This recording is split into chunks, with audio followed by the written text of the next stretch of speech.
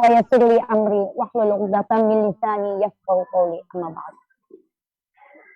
Alhamdulillah, pada kesempatan kali ini kita masih diberikan kesehatan serta rahmat sehingga kita dapat mengikuti pengajian MOP dengan tanpa kekurangan suatu apapun. Allahumma amin, amin ya rabbal alamin. Tak lupa salawat serta salam tetap kita panjatkan kepada junjungan kita Nabi besar Muhammad Sallallahu Alaihi Wasallam, yang mana beliau telah menunjukkan kita dari alam kegelapan menuju alam yang terang benderang seperti sekarang ini. Alhamdulillah, Allahumma amin. Saya di sini sebagai pembawa acara, tidak akan memperpanjang waktu. Saya akan membacakan susunan acara sebagai berikut. Yaitu yang pertama pembukaan, yang kedua yaitu pembacaan ayat suci Al-Quran oleh Ukti Nur Halimah dari MUI Yunglong. Yang ketiga yaitu sosial media. Yang keempat yaitu pembagian materi yang akan diisi oleh narasumber kita yaitu Ustadz Al-Nudinar LC. Yang kelima yaitu tanya jawab dan akan diteruskan doa sebagai penutup. Karena untuk mempersingkat waktu, mari kajian MUP ini kita buka bersama-sama dengan bacaan Bismillahirrahmanirrahim. Bismillahirrahmanirrahim. Dan acara kita lanjutkan yaitu pembacaan ayat suci Al-Quran oleh Ukti Nur Halimah dari MUI Yunglong. Kami persilahkan.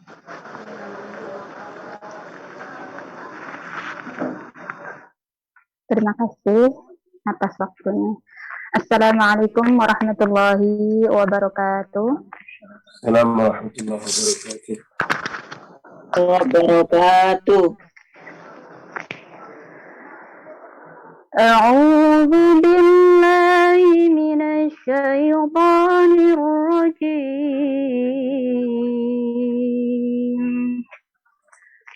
Bismillahirrahmanirrahim.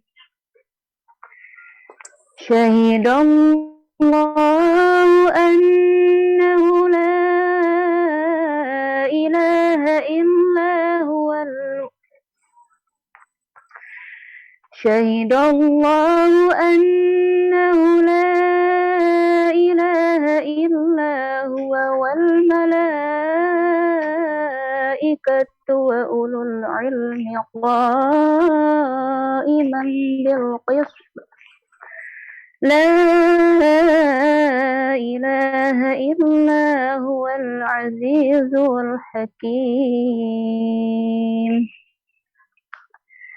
Inna ad-dina indallahil Islam wa ma ikhtalafa alladhina utul kitaba illa min ba'di ma ja'ahumul ilmu baghyan bainahum. وَمَنْ يَكْفُرْ بِآيَاتِ اللَّهِ فَإِنَّ اللَّهَ سَرِيعُ الْحِسَابِ فَإِنْ حَاجُّوكَ فَقُلْ أَسْلَمْتُ وَجْهِيَ لِلَّهِ وَمَنِ اتَّبَعَنِ وَقُلْ لِلَّذِينَ أُوتُوا الْكِتَابَ وَالْأُمِّيِّينَ أَأَسْلَمْتُمْ فَإِنْ أَسْلَمُوا فَقَدِ اهْتَدَوْا وَإِنْ تَوَلَّوْا فَإِنَّمَا عَلَيْكَ الْبَلَاغُ وَاللَّهُ بَصِيرٌ بِالْعِبَادِ. Sadaqallahul azim. Wassalamualaikum warahmatullahi wabarakatuh. Waalaikumsalam warahmatullahi wabarakatuh. Sadaqallahul azim, sadaqallahul azim, sadaqallahul azim. Demikian tadi pembacaan ayat-ayat suci Al-Quran. Semoga bermanfaat dan membawa barokah bagi kita semua, khususnya bagi yang membaca dan umumnya bagi kita semua para pendengar. Amin, amin. Dan acara yang ketiga yaitu sosial media Dompet Duafa Hongkong, yaitu bagi teman-teman sekalian Acara ini akan disiarkan langsung melalui Facebook dan juga rekaman akan diupload di YouTube Dompet Duafa Hongkong. Dan jangan lupa like fanpage Facebook Dompet Duafa Hongkong dan juga subscribe atau berlangganan YouTube Dompet Duafa News untuk mendapatkan update informasi-informasi yang bermanfaat dan juga kajian-kajian yang diselenggarakan oleh Dompet Duafa Hongkong. Menginjak acara selanjutnya yaitu pemberian materi oleh Ustadz Al-Nodinar LC. Monggo waktu dan tempat saya persilahkan. Okay. Assalamualaikum warahmatullahi wabarakatuh. Waalaikumsalam warahmatullahi wabarakatuh. Bismillahirrahmanirrahim. Alhamdulillahirabbil alamin. Allahumma salli wa sallim ala sayyidina Muhammadin. Qala subhanaka la ilma lana illa ma 'allamtana innaka antal alimul hakim. Qala rabbi shrah li sadri wa yassir li amri wahlul 'uqdatam min lisani yafqahu qawli. Alhamdulillah, ibu-ibu, sahabat-sahabat yang berada di Hong Kong dan Macau dan rahmat Allah Subhanahu wa taala beserta kajian MPO yang berbahagia. Siang ini kembali kita berjumpa dalam kajian online untuk terus memberikan asupan terhadap hati kita, asupan terhadap iman, sehingga kita menjadi orang-orang yang hati terus diberikan nutrisi yang sesuai dengannya, sehingga Allah Subhanahu wa taala menjadikan hati ini kenyang, cukup dengan nutrisi yang dibutuhkannya. Nutrisinya tidak lain adalah ilmu, kemudian keyakinan kepada Allah, zikir, dan berbagai hal yang bermakna maknawi lainnya. Mudah-mudahan kita semua semakin dekat pada Allah Subhanahu wa taala, semakin baik dalam hidup, dan ketika pulang pada Allah dalam keadaan terbaik, serta di akhirat nanti dipertemukan dengan orang-orang baik, dan semua kita ditempatkan di tempat yang terbaik. Amin ya rabbal alamin. Salawat berangkai salam kepada Rasul yang sangat mulia, Rasul yang cinta kepada umat. Mudah-mudahan dengan salawat, setiap kali kita salat atau di luar salat, kita bersalawat kepada Rasulullah Sallallahu Alaihi Wasallam, kita semua berhak di akhirat nanti menjadi satu di antara orang yang mendapat syafaat Nabi Muhammad Sallallahu Alaihi Wasallam. Amin. Amin ya rabbal alamin. Ibu-ibu yang dirahmati Allah Subhanahu wa taala. Apa kabar hari ini ibu-ibu? Alhamdulillah. Alhamdulillah, luar biasa, sempurna Ustaz. Allahu Akbar. Hari ini Ramadan keberapa, Bu? Ramadan keberapa? Jangan-jangan saking perhatian. Oh, yang ke-6 ya. 6 Ustaz. Masya 6. Ini baru hari ke-6 sudah sulit menjawab, Bu. Kapan Ramadan berapa hari ini?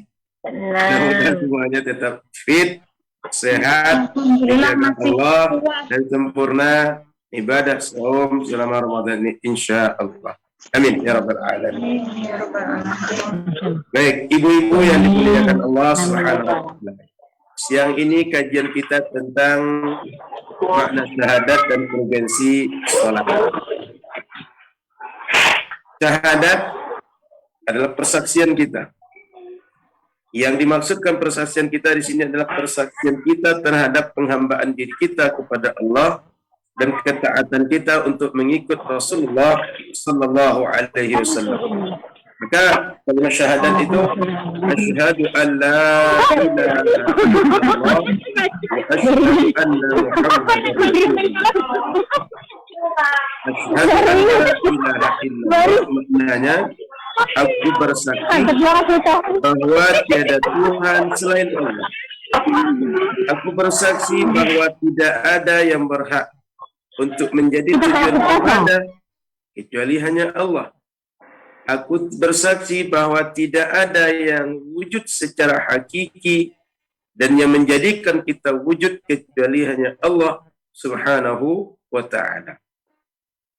Dan tidak ada yang menciptakan kita, tidak ada yang memberi rezeki kita, tak ada yang menyediakan semua yang kita punya kecuali hanya Allah Subhanahu wa ta'ala. Maka ketika kita bersaksi bahwa tiada Tuhan selain Allah, kita bersaksi bahwa Dia Tuhan kita, Dia pencipta kita, Dia pemberi rezeki kita, Dia yang penjaga kita. Maka di satu sisi yang lain, kita bersaksi bahwa tidak ada yang menjadi tujuan ibadah dan tempat minta tolong kecuali hanya Allah Subhanahu wa taala. Tidak kepada yang lain, bukan karena yang lain, tapi karena Allah Subhanahu wa taala. Maka seorang muslim begitu dia bersyahadat, maka dia sudah mengikatkan dirinya untuk tunduk dan taat dengan apa yang Allah mau daripada dirinya. Maka seorang muslim ketika dia akan menjalankan syariat dan akan menjalankan syahadat yang benar, dia mesti kenal dengan Allah, mesti tahu dengan Allah, Allah sebagai Tuhannya, Allah sebagai Tuhan yang menjadikan dia memiliki segala sesuatu yang apa yang dia punya saat ini. Sehingga para ulama mengatakan awwaluddin ma'rifatullah. Perkara paling penting, perkara pertama, perkara yang paling pokok dalam beragama adalah mengenal Allah Subhanahu wa taala. Sehingga kemudian dia mempelajari, mengenal siapa Allah, bagaimana Allah, dan bagaimana Allah memperlakukan hambanya, dan bagaimana hamba kepada Allah Subhanahu wa ta'ala. Untuk mengenal Allah Subhanahu wa ta'ala, tidak mungkin kita mengenal hakikat Allah. Karena la ya'rifu kunhahu illahu. Tidak ada yang tahu bagaimana hakikat Allah kecuali hanya Dia. Dan semua makhluk tidak ada yang tahu dan tak pernah tahu hakikat sesungguhnya seperti apa zat Allah Subhanahu wa taala. Sehingga Al-Qur'an mensifati laisa kamitslihi syai'un wa huwas samiul basir. Tak ada satupun benda, tak ada pun satupun makhluk yang sama, yang serupa, yang mirip, yang seperti Allah Subhanahu wa taala. Dalam ayat yang lain, dalam ayat yang mudah yang sering kita baca, lam yalid wa lam yulad wa lam yakul lahu kufuwan ahad. Tak ada yang sama, tak ada yang serupa, tak ada yang mirip dengan Allah Subhanahu wa taala. Maka apa jalan kita untuk mengenal Allah? Maka mengenal Allah dengan sifat-sifatnya, bukan dengan mengenal zatnya, atau tidak berusaha mengakali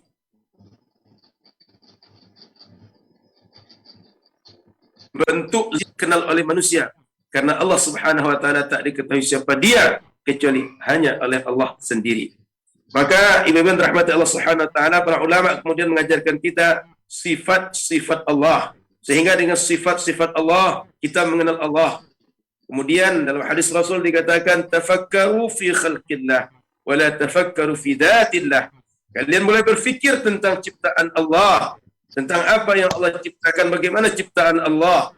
Tapi jangan pernah berfikir tentang bagaimana Allah, karena tak akan pernah sampai bagaimana hakikat Allah, kecuali hanya Allah saja yang tahu tentang bagaimana keadaan zatnya. Maka jangan pernah membayangkan Allah ada di mana, Allah seperti apa bentuknya, karena tak akan pernah sesuai dengan hakikat Allah Subhanahu wa ta'ala. Lalu bagaimana sifat-sifat Allah ini? Para ulama membagi sifat Allah, ulama akidah. Ada sifat Allah sifat yang wajib, ada sifat Allah sifat yang mustahil, ada sifat Allah sifat yang jaiz.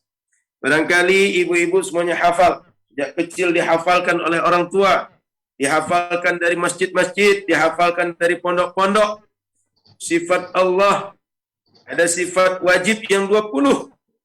Allah wujud kidam baqa mukhalafatuhu lil hawadithi qiyamuhu binafsihi wahdaniyah qudrah iradah ilmu ayat sama basar kalam qadiran muridan aliman hayyan sami'a basiran mutakallima. 20 sifat Allah yang wajib, sering dinyanyikan baik di masjid atau dinyanyikan ketika kita di pesantren, atau menjadi nina mobok oleh orang tua kita, agar punya keyakinan yang benar dan kenal dengan Allah Subhanahu wa taala dengan sifat-sifat yang wajib atau sifat-sifat yang pasti dimiliki oleh Allah Subhanahu wa taala.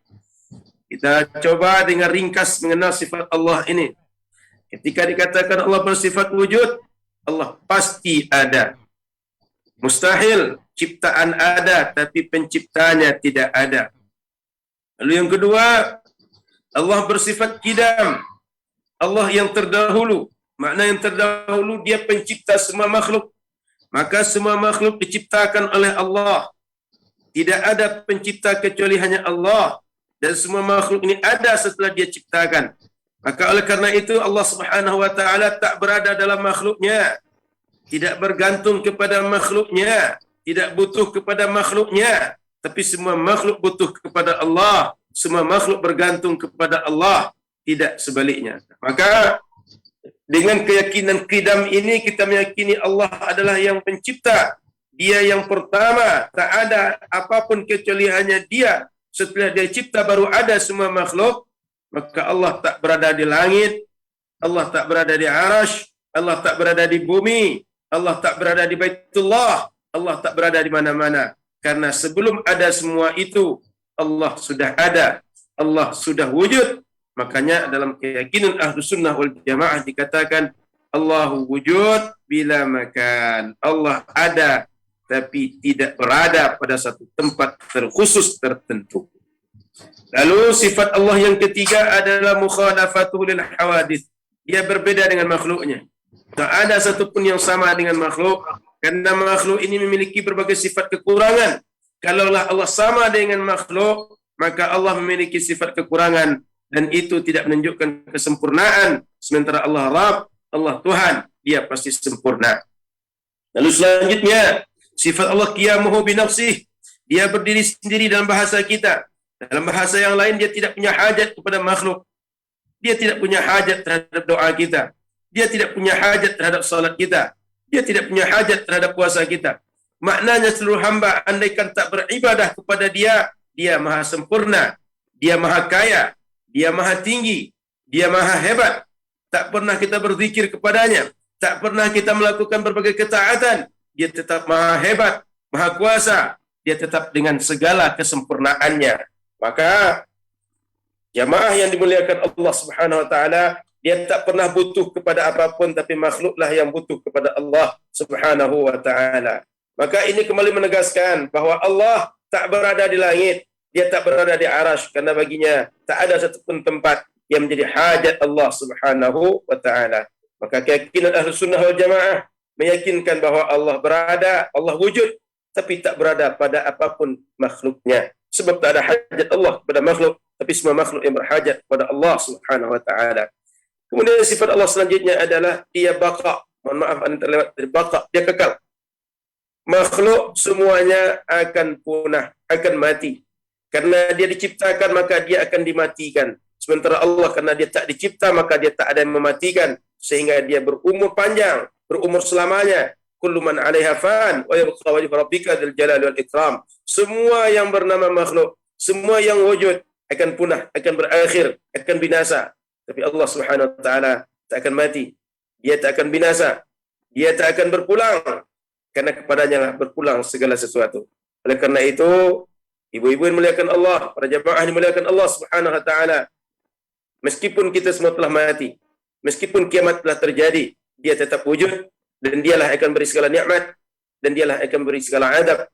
Sehingga ketika orang-orang meninggal, ketika orang-orang semuanya sudah pulang kepada Allah, dia akan mendapat rahmat atau akan mendapat azab dari Allah Subhanahu wa taala, dan dia fa'alul lima yurid, dia berbuat apa yang dia suka, apa yang dia mau sesuai dengan kehendak dia Allah Subhanahu wa taala.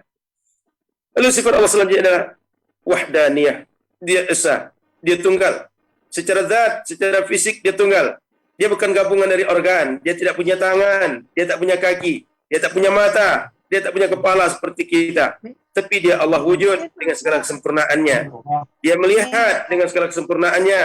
Dia memiliki sifat mendengar dengan segala kesempurnaannya. Maka Allah secara zat tak tersusun dari organ seperti kita. Dan juga Allah itu bukan Tuhan dua, bukan tiga, bukan empat, tapi dia esa. Karena kalaulah Tuhan itu lebih dari satu, maka alam ini akan berantakan. Sebab kalau Tuhan lebih dari satu, maka Tuhan-Tuhan yang banyak itu akan berebut untuk mengatur alam. Jangankan Tuhan lebih dari satu. Kita kalau rumah tangga ada dua pemimpinnya. Di sebuah organisasi ada dua pemimpinnya. Di sebuah organisasi apapun bentuknya, atau sebuah asosiasi, pemimpinnya lebih dari satu, maka akan ada dualisme, maka akan dua ke arah kepemimpinan. Jadi membingungkan anggotanya, membingungkan anggotanya, yang mana satu yang akan diikut.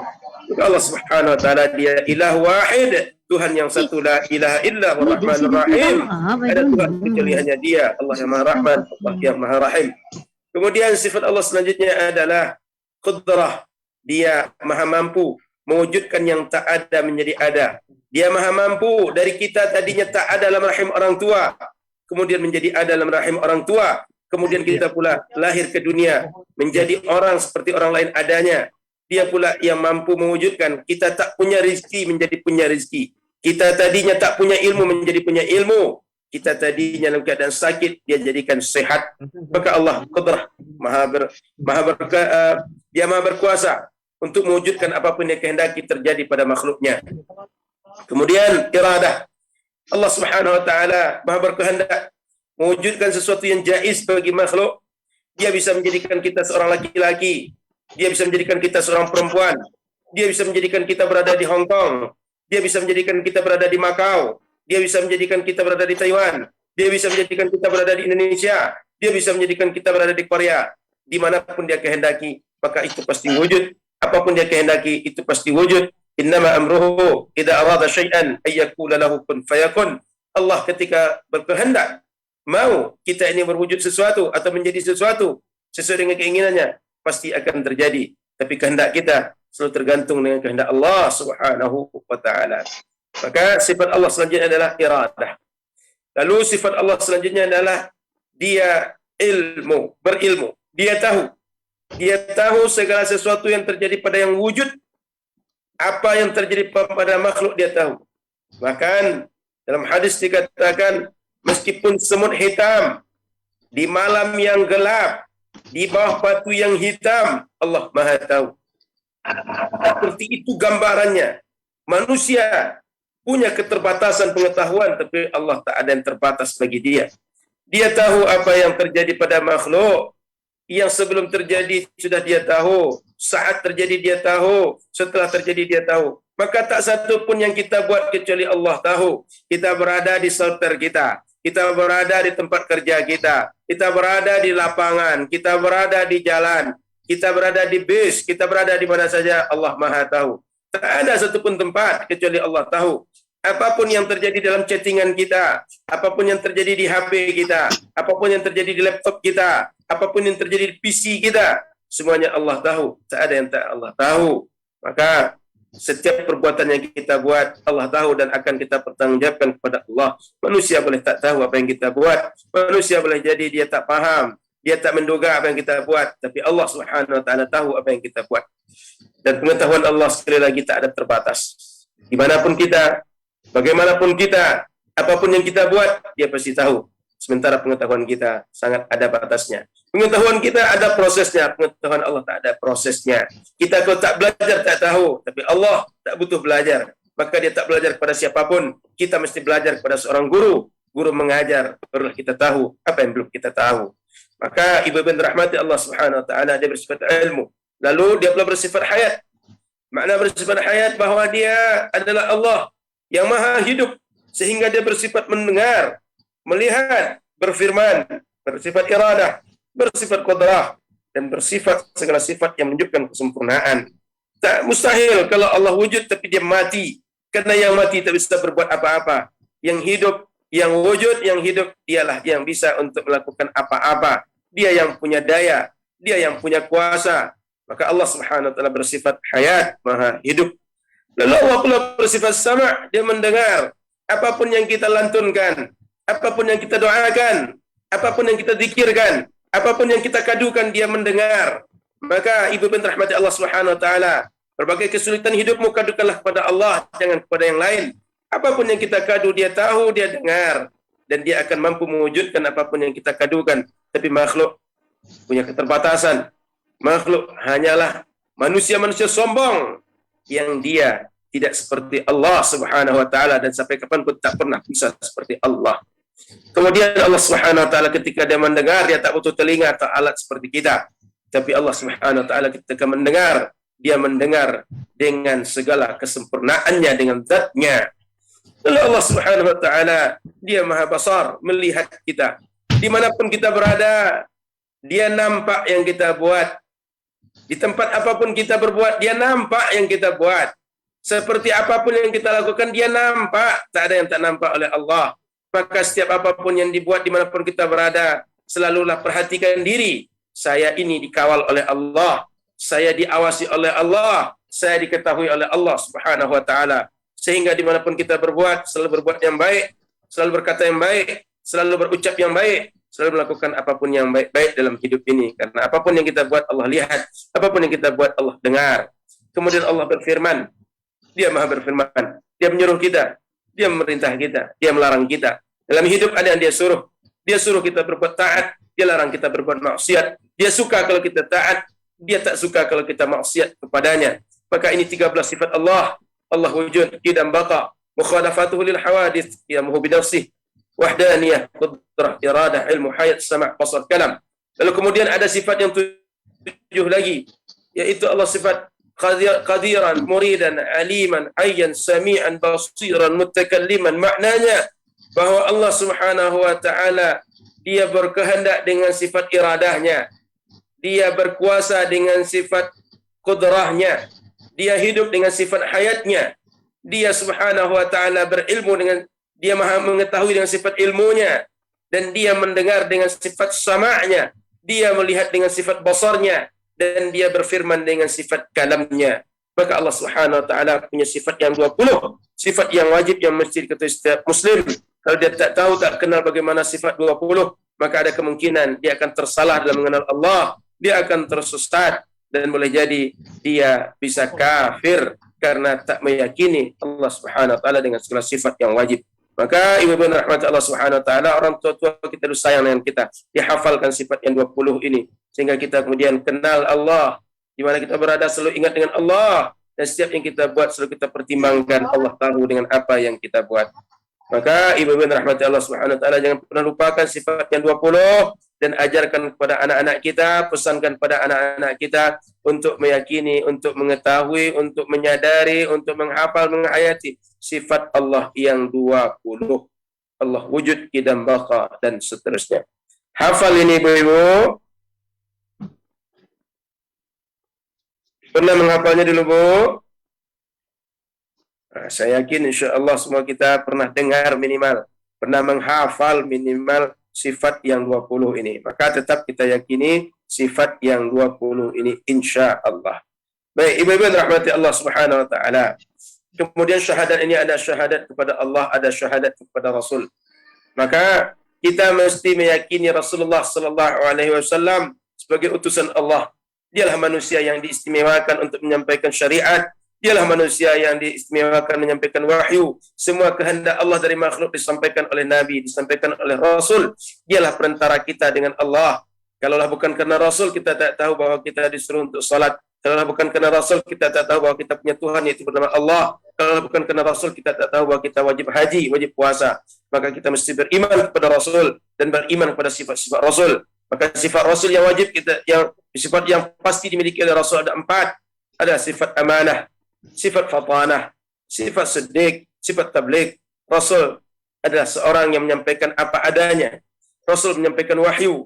Rasul seorang yang cerdas. Rasul seorang yang seorang yang amanah, seorang yang tabligh, yang fatanah. 4 sifat itu mesti dimiliki oleh Rasul, dan pasti sifat Rasul alaihi wassalatu wassalam. Maka ibu-ibu rahmat Allah Subhanahu wa taala, inilah di antara konsekuensi memahami kalimat asyhadu an la ilaha illallah wa asyhadu anna Muhammadar Rasulullah. Ketika kita meyakini sifat yang wajib bagi Allah, sifat yang wajib bagi Rasul, maka kita meyakini 20 kebalikan sifat wajib dari Allah Subhanahu wa taala dan mustahil bagi Allah, dan 4 sifat kebalikan dari sifat wajib bagi Rasul adalah mustahil bagi Rasul. Sehingga 20 yang wajib tambah 20 yang mustahil jadi 40. 4 yang wajib tambah 4 yang mustahil jadi 8. 40 tambah 8 totalnya 48. Maka kemudian ada lagi 2 sifat Allah, ada 2 sifat lagi yang mesti kita ketahui bahawa bagi Allah sifat yang jaiz. Sifat yang jaiz ini bermakna bahawa dia punya sifat, tapi sifat itu kemudian dilaksanakan kepada makhluk atau tidak, itu adalah jaiz bagi Allah. Bagi makhluk, bisa saja makhluk ini semuanya berdosa, lalu kemudian dia masukkan ke surga. Bagi Allah sangat mampu. Bagi Allah Subhanahu wa taala kecil untuk mengampuni dosa semua orang. Maka kita mesti optimis, sebanyak apapun dosa yang kita buat, kita punya Tuhan. Tuhan yang Maha Rahman, Maha Rahim. Dia yang menerima taubat kita. Dia yang mengampunkan setiap dosa kita. Dia yang akan memberikan setiap yang kita minta. Termasuk di dunia kita minta yang terbaik dan di akhirat minta yang terbaik. Dia Allah Subhanahu wa taala, mudah bagi dia untuk mewujudkan. Maka Allah punya sifat jaiz, melaksanakan apa yang dia kehendaki atau dia tak laksanakan apa yang dia kehendaki. Kemudian Rasul punya sifat jaiz. Apa itu sifat jaiz? Yaitu Rasul memiliki sifat-sifat manusiawi seperti halnya kita. Dia juga pergi ke pasar, dia juga menikah, dia juga sakit, dia juga sehat, dia juga berbisnis, juga melakukan apapun seperti manusia lainnya. Tetapi sifat wahyu hanyalah sifatnya dengan Allah, sifat yang dimiliki oleh Rasul, dan itu datang dari Allah. Tak ada manusia yang memiliki sifat menerima wahyu kecuali hanya Rasul alaihi wassalatu wassalam. Maka ibu-ibu rahmati Allah Subhanahu wa taala, dengan ditambah sifat jaiz bagi Allah satu, jaiz bagi Rasul satu, maka jumlahnya sifat Allah dan Rasul 50, yang kemudian dikenal dengan akidah khamsin, akidah yang 50. Bila kita meyakini akidah 50 ini dengan benar, maka syahadat asyhadu an la ilaha illallah benar, syahadat kepada Nabi wa asyhadu anna Muhammad Rasulullah benar, dan kita akan terhindar dari berbagai keyakinan yang salah, dari syubhat, dari berbagai keyakinan yang membuat kita menyimpang dari agama yang benar. Maka ibu dan rahmat Allah Subhanahu wa taala, kita tak boleh lepas daripada akidah yang 50 agar selamanya berpegang dengan agama yang hanif, agama yang benar. Kemudian, untuk apa pentingnya kita berakidah? Ibu-ibu yang muliakan Allah Subhanahu wa taala, kita manusia adalah khalifah. Kita manusia diberikan Allah segala sifat kesempurnaan. Kita punya ilmu, kita punya fisik yang kuat, kita punya tenaga, kita punya akal, kita punya mata, kita punya telinga, kita punya lisan untuk berbuat dengan badan kita ini. Dan segala sifat kesempurnaan Allah, sifat qudrah, sifat iradah, sifat ilmu, sifat sama', basar dan kalam diberikan kepada kita. Dan semua sifat itu mesti ada yang mengekangnya, mesti ada yang mengendalikannya, mesti ada yang mengaturnya. Karena kalaulah tidak, dia bagaikan pedang bermata dua. Kalau dia digunakan sesuai dengan kodratnya, sesuai dengan jalurnya, dia akan menjadikan manusia menjadi manusia paripurna, manusia yang sempurna, manusia yang hebat, manusia yang tunduk dan taat seutuhnya kepada Allah. Tapi bila tak sesuai dengan keaturannya, maka dia bagaikan senjata yang akan membunuh tuannya. Oleh karena itu mesti diikat dengan akidah, dan akidah yang sahihlah yang akan menjadi pengikatnya. Akidah yang benarlah yang akan menjadi pengikatnya, yaitu akidah yang benar bahawa kita tidak ada Tuhan kecuali hanya Allah, dan Rasul kita Nabi Muhammad sallallahu alaihi wasallam, dan Allah punya malaikat, Allah memberikan kitab, Allah menjadikan dunia ini ada kiamat sehingga semua kita pasti akan mati, dan Allah menjadikan ada takdir bagi manusia, ada qada dan ada qadar yang mesti diimani oleh manusia, yang baik dan buruk datang dari Allah Subhanahu wa taala. Sehingga segala kehebatan, segala kesempurnaan, segala sesuatu apa yang dimiliki oleh manusia tadi terkontrol dengan akidah, yaitu aturan Allah, pencipta yang maha tahu dengan ciptaannya, sehingga setiap manusia yang memiliki kelebihan tak akan menjadi saling bunuh-bunuhan satu dengan yang lain, tapi mereka saling bekerja sama, saling melengkapi untuk menjadi khalifah, mengelola alam, mengelola bumi, mengelola semua ciptaan Allah, untuk dipimpin oleh mereka dalam bertawajuh, dalam beribadah, dalam tunduk kepada Allah Subhanahu wa taala. Maka penting semua kita berakidah yang sahih, berakidah yang benar, berakidah keyakinan kepada Allah, keyakinan kepada Rasul-Rasul Allah alaihi wassalatu wassalam. Kemudian ibu-ibu yang dirahmati Allah Subhanahu wa taala, Allah selaku Tuhan, dia punya kehendak pada kita. Dia menyuruh kita, dia memerintah kita. Di antara kehendak adalah suruhnya kita salat. Sehingga dalam agama, salat menjadi rukun agama. Rukun seseorang atau suatu yang menjadi penentu dia Islam atau tidak. Maka Nabi SAW mengatakan bunyal Islam ala khamsin, syahadati an la ilaha illallah wa anna Muhammadar Rasulullah wa iqamis salah wa ita'iz zakah wal haji wa shaumi Ramadan. Dalam hadis sahih dikatakan Islam itu ada 5 bangunannya, 5 yang menjadi beranti utama bangunannya, 5 porosnya, 5 tiangnya, 5 pilarnya. Pertama syahadat, yang kedua salat, yang ketiga melaksanakan zakat, yang keempat haji, yang kelima puasa Ramadan. Atau dengan urutan yang berbeda dengan ini tapi tetap yang 5 ini. Syahadat, salat, puasa, zakat, haji. Apapun urutannya, yang penting 5 ini adalah rukun Islam. Tak sempurna, tak menjadi muslim kalau ada yang mengingkari satu di antara yang 5. Maka dalam Al-Quran Allah katakan alladzina yu'minuna bil ghaibi wa yuqimunas shalah. Seorang yang betul-betul beriman, bertakwa, dia menegakkan salat. Kemudian dalam ayat yang lain Allah katakan wa aqimus shalah wa atuz zakah warka'u ma'ar raki'in. Tegakkanlah salat oleh kalian, tunaikanlah zakat, dan rukuklah kalian bersama orang-orang yang rukuk. Bahkan Allah katakan wasta'inu bis sabri was salah wa innaha lakabiratun illa 'alal khashi'in. Dalam hidup kita punya problem, dalam hidup kita butuh penolong. Maka untuk selesai dari masalah, untuk bisa kita ditolong menghadapi segala apa yang jadi masalah dalam hidup, tantangan dalam hidup, segala godaan dalam hidup, segala apapun yang menjadi berat kita dalam hidup, kata Allah, minta tolonglah kalian selesai dari semua masalah tadi dengan sabar dan salat. Sehingga dengan salat hati jadi tenang. Dengan salat kemudian kita punya kekuatan. Karena hati menjadi kuat dengan nutrisi yaitu salat. Sehingga hati menjadi kuat menghadapi apapun dengan keyakinan yang kuat pada Allah. Maka apapun dalam hidup terasa menjadi ringan bagi setiap muslim. Kaum muslimin yang dirahmati Allah Subhanahu wa taala. Perlu kita pahami bahwa salat itu bukan kebutuhan Allah, tapi kebutuhan kita.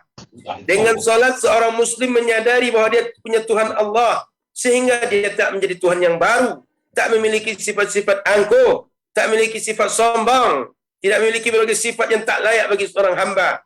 Tapi dia tawaduk di hadapan Allah dan tawaduk di hadapan makhluk.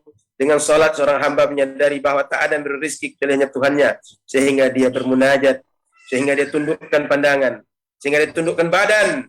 Dia hanya bertawajuh menghadap hanya pada Allah Subhanahu wa taala.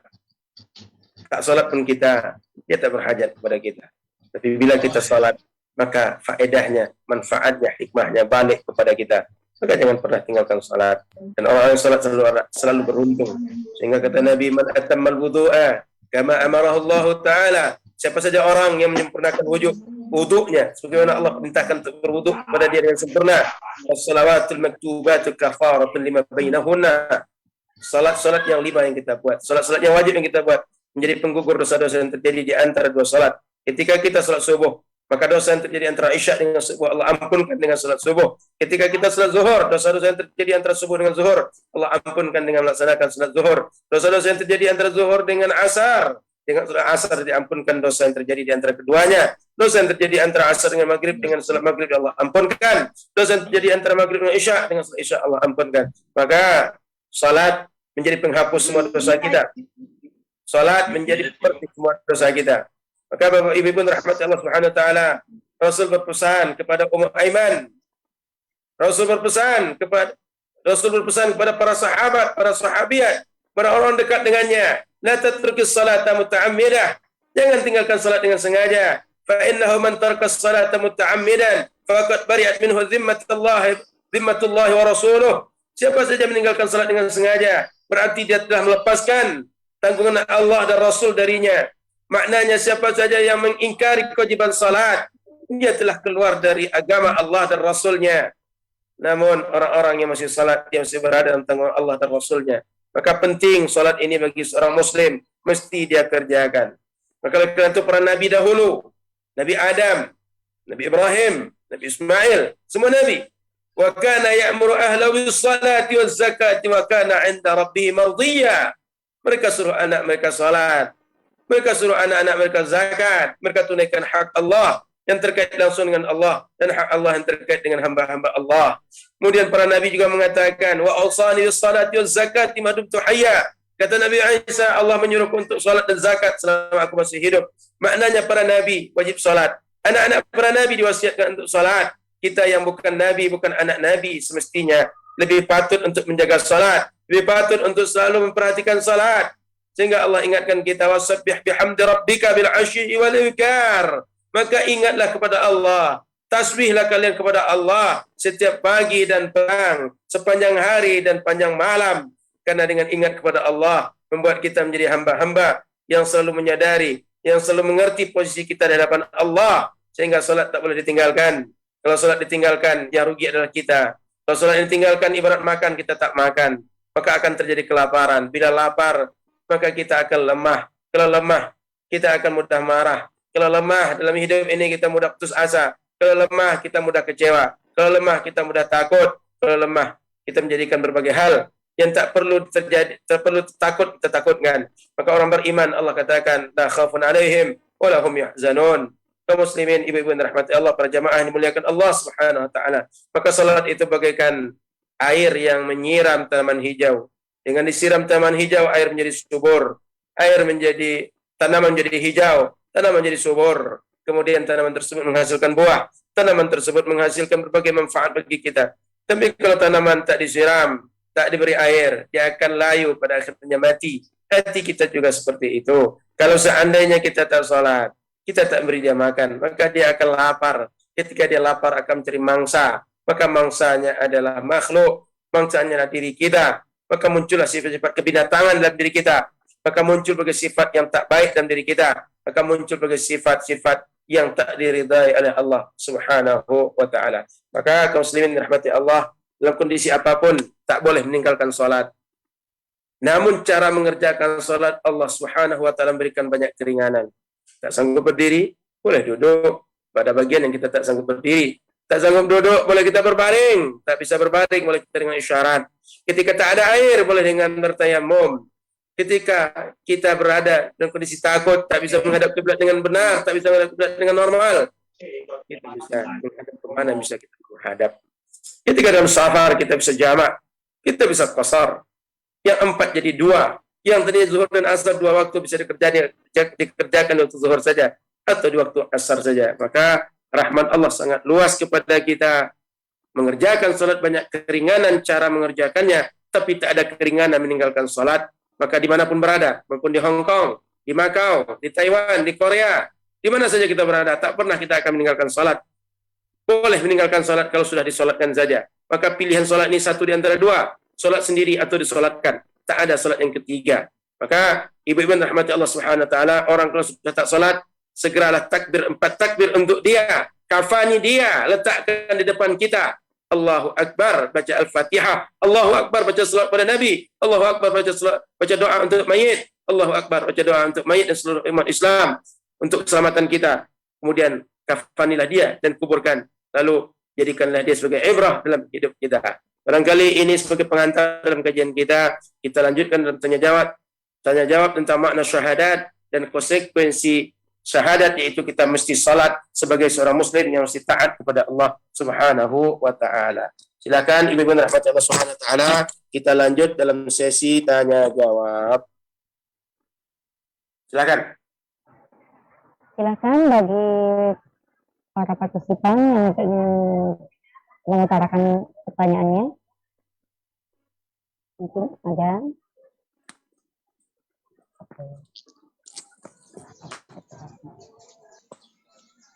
Silakan ibu-ibu, mungkin ada yang bertanya. Assalamualaikum warahmatullahi wabarakatuh, Pak Ustadz. Waalaikumsalam warahmatullahi wabarakatuh. Silakan Bu. Maaf Pak Ustadz, ini mungkin di luar tema. Saya mau tanya tentang zakat mal. Oh baik Ibu. Pak Ustadz, gimana kalau zakat mal itu kita berikan kepada keluarga, boleh tidak? Baik, sudah pertanyaannya Bu? Iya Pak Ustadz. Baik, zakat mal itu innamas shadaqatu lil fuqara wal.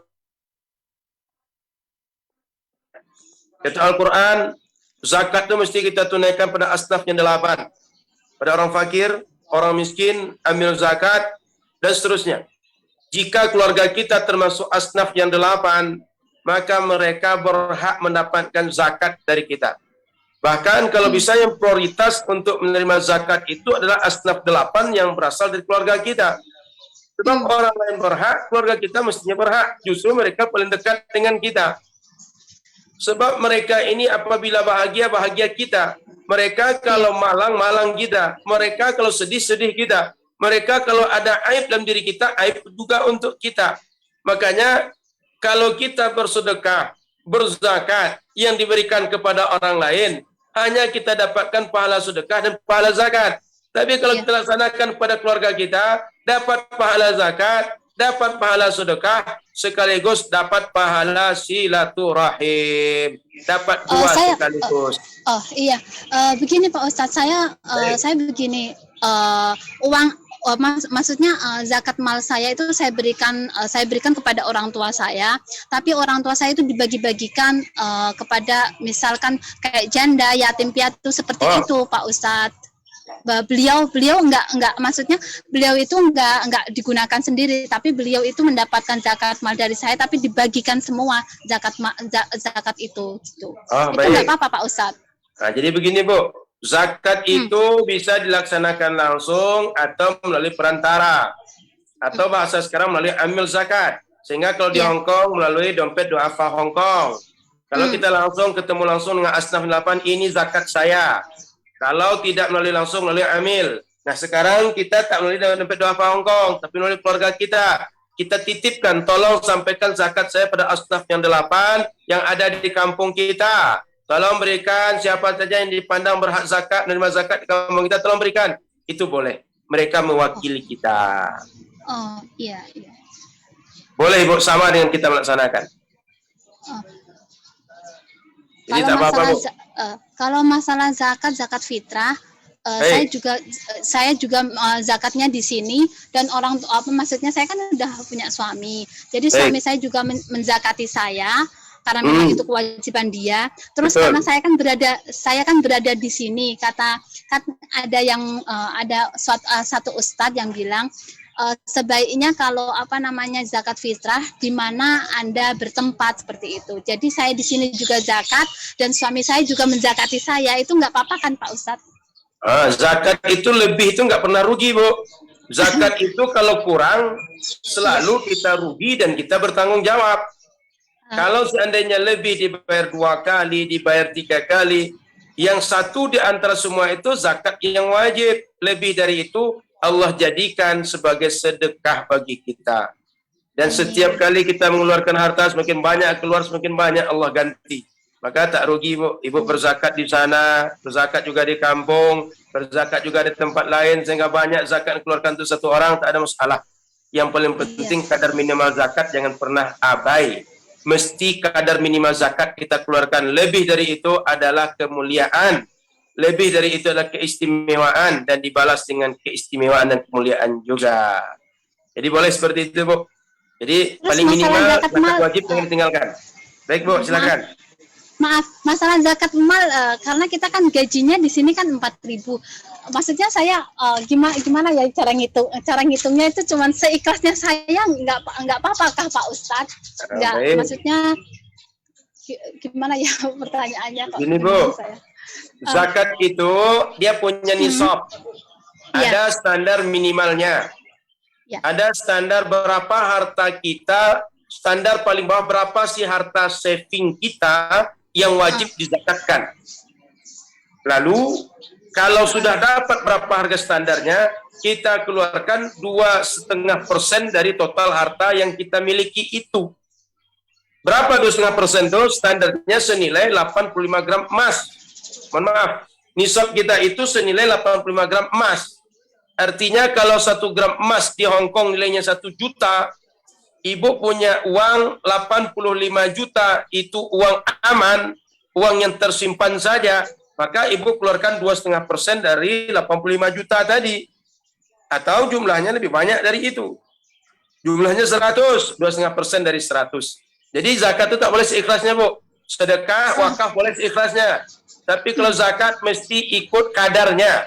Ada yang 2,5%, ada yang 5%, ada yang 10%, Ada yang 20% mesti dengan kadarnya masing-masing. Maka zakat mal kita mesti 2,5%, Bu. Kalau misalnya zakat dari gaji kita, 2,5% dari gaji kita keluarkan. Sampaikan melalui dompet Du'afa Hong Kong. Bingung menghitungnya, tanya ke kawan-kawan amil dompet Du'afa Hong Kong. Saya gaji sebulan sekian, berapa zakat saya? Keluarkanlah sebanyak itu. Lebih dari itu menjadi sedekah bagi ibu, dan itu boleh seikhlasnya. Iya, terima Begitu, kasih Bu. Bapak. Iya, Sama-sama, terima kasih, Ibu. Pak Ustadz. Terima kasih. Assalamualaikum warahmatullahi wabarakatuh, Pak Ustadz. Waalaikumsalam warahmatullahi wabarakatuh. Pak Ustadz, masalah gaji kita kan kalau sebulan ibaratnya 4.630. Nah, itu 2,5%-nya kan 116. Kita buat nggak tiap bulan, kita kumpulkan sendiri, tapi kita ngasihnya setiap 1 tahun sekali. Itu bolehkah Pak Ustadz? Jadi zakat itu prinsip dasarnya dikeluarkan sekali setahun. Namun boleh dicicil, dikeluar setiap bulan. Kalau dikeluarkan setiap bulan, dia dicicilnya kecil-kecil sehingga tak terasa berat. Kalau dikeluarkan sekali setahun, biasanya kita semakin besar uang dikeluarkan, semakin terasa berat untuk keluar. Semakin terasa pelit diri kita. Maka kalau dikeluarkan setiap bulan, dia misalnya jumlah total katakan 1 juta. Tapi kalau setiap bulan 100.000, itu terasa ringan dibanding sekaligus keluar 1 juta. Padahal angkanya sama. Cuma karena yang satu besar, yang satu kecil, dianggaplah yang kecil ini kecil, yang besar itu besar. Padahal dia sama. Maka kalau bisa kita keluarkan setiap bulan bagus, dikeluarkan setiap tahun juga bagus. Sama-sama gugur kewajiban kita. Dan tak boleh kurang dari kadar zakat yang diwajibkan. Contoh, kita wajib zakat itu 1 juta totalnya. Itu 1 tahun, meskipun kita bayar 12 bulan lamanya, meski total keseluruhan 1 juta. Yang penting itu poinnya, Bu. Alhamdulillah Pak Ustadz, itu saya buat 1 tahun sekali, karena di Belitung, kan sekarang kan konflik kayak gini susah, banyak orang susah Pak Ustadz. Saya jadikan 1 tahun sekali, malah saya buat itu lebih dari infak kita setiap bulan ya Pak Ustadz, karena saya sendiri kan tiap bulannya. Jadi apakah tak masalah Pak Ustadz? Makanya zakat fitrah pun saya tidak zakat di dompet du'afa. Saya memang ikut dompet du'afa. Saya langsung bawa ke rumah karena di Belitung banyak yang orang lagi susah Pak Ustadz. Baik. Baik, Bu. Apakah itu nggak masalah Pak Ustadz? Kita tidak zakat di sini. Nggak masalah, Bu. Tapi kalau seandainya Ibu bisa prioritaskan berzakat di Hong Kong lebih baik. Apalagi ketika ada asnaf 8 di Hong Kong. Tapi bila juga bawa ke kampung tak apa-apa. Boleh jadi ada kerabat, ada sanak kita, mereka susah, mereka perlu mendapat perhatian kita. Maka zakat-zakat kita lah menolong mereka. Begitu, Bu. Kerabat saya non-muslim Pak Ustadz. Saya tetap menjaga non-muslim mereka. jangan dizakati, Bu. Termasuk di Hong Kong, non-muslim jangan dizakati. Kalau muslim berhak menerima zakat selama asnafnya 8. Makanya satu di antara kesusahan kawan-kawan kita di Korea, di Jepang, di Hong Kong, di Taiwan, ada orang fakir miskin tapi tak muslim. Ada yang dia muslim tapi dia tak mustahik zakat. Maka solusinya apa? Kirim zakat ke kampung. Atau kelolakan zakat melalui lembaga, lalu oleh lembaga tujuannya bukan untuk fakir miskin, tapi gunanya nanti zakat untuk syiar dakwah, untuk menyelesaikan berbagai masalah-masalah yang terjadi dengan kawan-kawan kita, para BMI yang bermasalah, baik segi hukum dan dari segi berbagai hal yang terkait dengan mereka di sana. Sehingga syiar Islam dan pertahanan akidah mereka tetap terjaga dengan ditopang oleh kekuatan zakat. Keduanya baik, Ibu, insya Allah. Jadi kalau kita waktu di saat Idul Fitri itu Pak Ustadz, keluarga kita kan non-muslim, tapi kan dia tidak mampu. Kalau kita memberi bukan termasuk zakat, menjatah dia untuk membantu dia, itu nggak masalah Pak Ustadz. Memberi non-muslim tak masalah, kok. Cuma zakat tak sah kecuali kepada muslim. Oh, gitu. Betul. Jadi kita kasih non-muslim itu, mau saudara kita atau bukan, kita kasih saja, tidak ada masalah. Memberi kepada non-muslim itu tak ada masalah. Cuma yang namanya zakat, mesti penerimanya muslim. Ya, makasih Pak Ustadz atas pencerahannya. Assalamualaikum. Waalaikumsalam warahmatullahi wabarakatuh. Silakan, ada lagi yang lain, Ibu? Assalamualaikum warahmatullahi wabarakatuh. Waalaikumsalam warahmatullahi wabarakatuh. Silakan Ibu. Iya, Pak Ustadz. Baik. Maksudnya, kalau sudah 1 tahun bagaimana? Dan terus dengan ini yang utang gitu, yang setiap bulannya harus bayar sekian persen.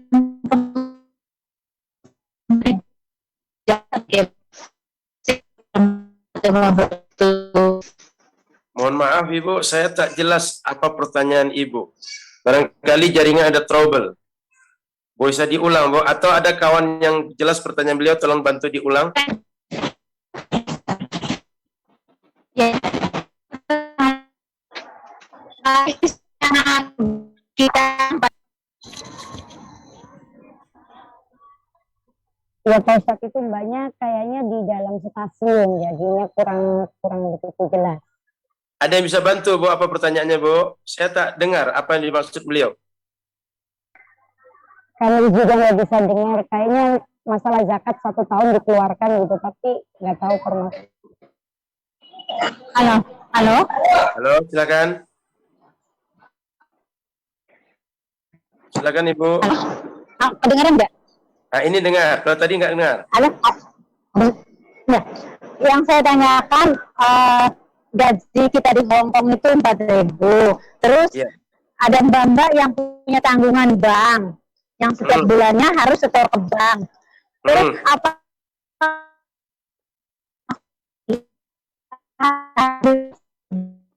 Bagaimana?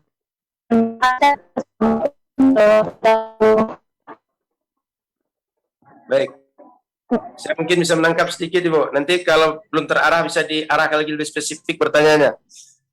Kita ketika berzakat itu disuruh syariat adalah setelah selesai kebutuhan-kebutuhan pokok kita. Sehingga kita yang dianggap cukup itu selesai kebutuhan kita, dan orang fakir miskin atau asnaf 8 menerima zakat, mereka sedang berhajat untuk dibantu yang lain sehingga terpenuhi kebutuhan mereka. Sehingga orang berzakat tidak menjadi miskin setelah berzakat, dan orang miskin terbantu dengan masalah-masalah ekonomi mereka melalui zakat. Jangan sampai kita memikirkan orang miskin, orang fakir keluar dari kefakiran dan kemiskinannya, kita pula setelah itu jadi miskin. Jangan. Makanya syariat tidak menyuruh kita berzakat kecuali sudah selesai kewajiban-kewajiban yang mesti kita tunaikan. Kalau kita punya hutang, selesaikan hutang. Kalau kita punya nafkah, selesaikan nafkah. Kalau kita punya berbagai tunggakan, selesaikan tunggakan. Kalau kita punya kewajiban, apakah asuransi, apakah pajak, apakah berbagai pungutan-pungutan lain yang wajib kita bayarkan, selesaikan itu semua. Lepas dari itu, baru kita hitung, saya mesti zakat 2,5% dari total harta saya. Jadi, semua tanggungan, semua kewajiban selesaikan dulu, Ibu. Jangan sampai nanti orang miskin, orang susah keluar dari masalah, Ibu pula masuk pada masalah yang baru. Karena zakat bukan untuk menyelesaikan masalah, untuk mendatangkan masalah. Tapi zakat menyelesaikan masalah setiap orang. Dari orang cukup kepada orang susah, semuanya selesai masalah. Sehingga Ibu kalau ada kewajiban bayar ke bank, ada kewajiban membayar kepada apa saja, ada denda yang harus dibayar, ada premi yang harus dibayar, ada asuransi mesti ditunaikan, ada biaya pendidikan anak, ada nafkah untuk orang tua yang sudah tua, untuk anak yang mesti disekolahkan dan segala macam. Selesaikan itu semua, lebih dari itu baru dihitung untuk zakat ibu-ibu yang dirahmati Allah. Wallahu a'lam. Betul begitu pertanyaannya, Bu? Betul, Ustaz. Nah, baik, silakan. Ada lagi yang lain?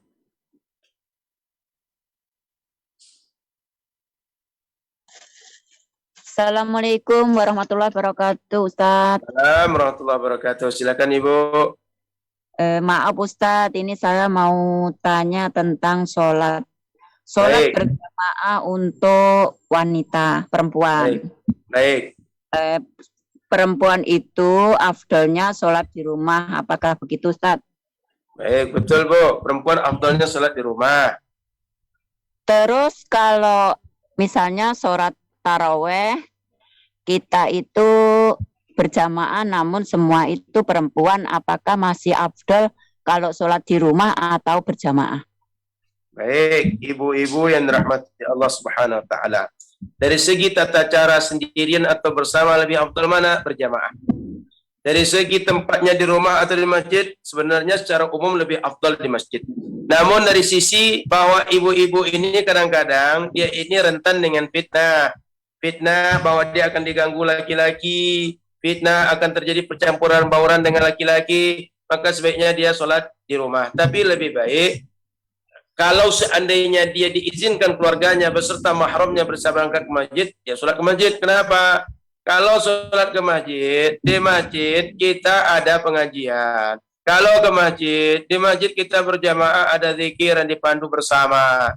Dan kita tabiat kita kalau sholat sendirian, sholat di rumah. Pertama, sering tak khusyuk. Yang kedua, sering lupa. Sehingga sholat kita sering tak sempurna. Bahkan banyak lupanya daripada ingatnya. Maka kadang-kadang ketika sholat, Allahu Akbar. Ini rakaat kedua apa ketiga? Tadi Al-Fatihah sudah dibaca atau belum? Sering kita begitu. Dan kalau lupa, tak ada yang akan mengingatkan. Tapi kalau kita berjamaah, ada imam yang lupa, makmum ingatkan. Ada makmum yang tak ingat, ada imam yang memandu untuk ingat. Sehingga sholat kita tetap sempurna. Maka secara pelaksanaan lebih baik berjamaah daripada sendirian. Dan secara umum, bila bisa di masjid, lebih baik di masjid dibanding di rumah. Jika aman dari segala fitnah dan segala macam.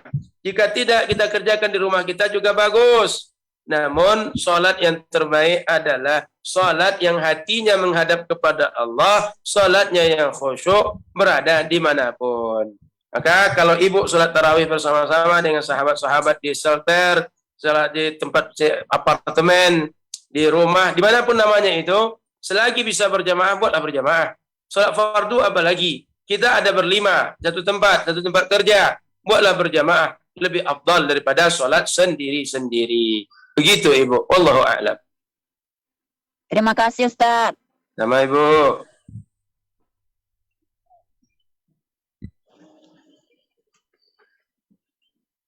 Baik, ada lagi?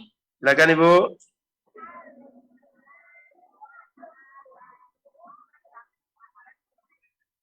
Kalau tidak ada, saya mau tanya Ustaz. Boleh Ibu. Assalamualaikum warahmatullahi wabarakatuh. Waalaikumsalam Aku ingin warahmatullahi bertanya. wabarakatuh. Baik. Seandainya ada seseorang yang bangun di sepertiga malam, Baik. itu lebih baik kita melakukan sholat sunnah atau membaca Al-Quran, Ustaz? Terima kasih. Baik.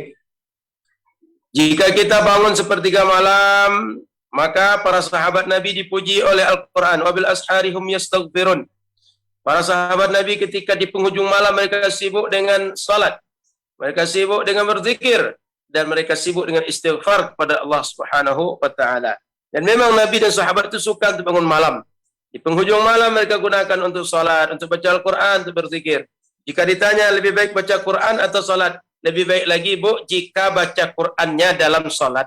Sehingga salat dapat, Quran dapat.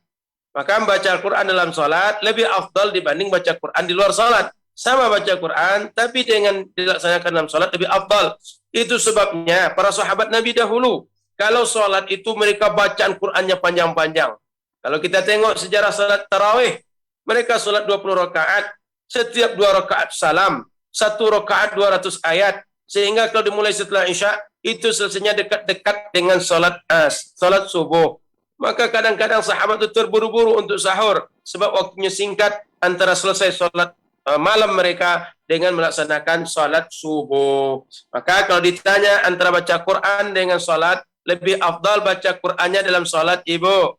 Kalau ditanya lagi sekedar baca Quran dengan salat, lebih afdal salat saja, baru baca Al-Quran. Wallahu a'lam. Terima kasih Ustaz. Sama Ibu, silakan ada lagi yang lain.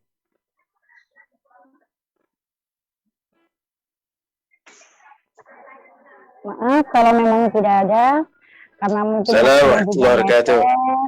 Ya, bagi mbak-mbaknya yang masih ada pertanyaan, baik yang di Hong Kong, di Makau ataupun dimanapun yang menyimak kajian ini, bisa konsultasi ke Dompet Duafa Hong Kong lewat online, yaitu dengan nomor telepon 52982419. 52982419. Demikian, dan selanjutnya boleh Bapak Ustadz memimpin doa. Baik, kita cukupkan kajian kita Bu ya. Iya Pak Ustadz. Baik. Ibu-ibu yang dirahmati Allah Subhanahu wa taala, tak ada berharap kita, tak ada meminta kita, tak ada yang kita harapkan satupun kecuali hanya Allah, dan tak ada tempat mengadu kita kecuali hanya pada Allah. Maka dalam hidup, apapun yang menjadi urusan kita, yang menjadi sulit, menjadi ringan, menjadi mudah, adukan semuanya pada Allah. Maka kita bermunajat pada Allah Subhanahu wa taala. Semoga semua hajat-hajat baik ibu-ibu, semoga semua permintaan dan harapan apapun yang baik Allah kabulkan. Dan kita semua sehat, dijaga oleh Allah zahir dan batin, dijaga di dunia dan jaga di akhirat. Orang tua kita diampuni Allah, kita diampuni Allah. Yang sudah meninggal Allah rahmati, Allah tambahkan rahmatnya. Yang masih hidup Allah tambahkan rahmat juga. Semoga guru-guru kita juga Allah tambahkan rahmat, dan semua keluarga kita Allah tambahkan rahmat untuk mereka ala hadhihi niyyah wa ala kulli niyatin salihah. اللهم حصل مقاصدنا ببركة الفاتحة. أعوذ بالله من الشيطان الرجيم. بسم الله الرحمن الرحيم. الحمد لله رب العالمين الرحمن الرحيم مالك يوم الدين إياك نعبد وإياك نستعين اهدنا الصراط المستقيم صراط الذين أنعمت عليهم غير المغضوب عليهم ولا الضالين آمين. نعوذ بالله من الشيطان الرجيم. بسم الله الرحمن الرحيم. الحمد لله رب العالمين. اللهم صل وسلم على سيدنا محمد النبي الأمي وعلى آله وصحبه أجمعين. اللهم إنا نسألك رضاك والجنة ونعوذ بك من سخطك والنار. اللهم إنا نسألك العفو والعافية والمعافاة الدائمة في الدين والدنيا والآخرة. اللهم إنا نسألك موجبات رحمتك وعزائم مغفرتك والسلامة من كل إثم والغنيمة من كل بر والفوز بالجنة والنجاة من النار والعفو عند الحساب. ربنا آتنا في الدنيا حسنة وفي الآخرة حسنة وقنا عذاب النار. اللهم اغفر لنا ولوالدينا وارحمهم كما ربونا صغارا ولجميع المؤمنين والمؤمنات والمسلمين والمسلمات الأحياء منهم والأموات. وصلى الله على سيدنا محمد. سبحان ربك رب العزة عما يصفون وسلام على المرسلين والحمد لله رب العالمين. Baik, ibu-ibu yang dirahmati Allah Subhanahu wa taala, terima kasih atas segala perhatian. Semoga menjadi ilmu bermanfaat. Kita saling mendoakan dari jauh. Saya dari Pekanbaru Riau, mendoakan ibu-ibu dari Hong Kong, dari Macau, dari manapun berada, mohon doakan kami. Semoga kita semua istiqamah dalam kebaikan. Semoga kita berkumpul di dunia hanya online, di akhirat semoga berkumpul bersama Rasulullah sallallahu alaihi wasallam. Baik, subhanakallahumma wa bihamdika, asyhadu an la ilaha illa anta, astaghfiruka wa atubu ilaika. Mohon diri pamit ibu-ibu. Assalamualaikum warahmatullahi wabarakatuh.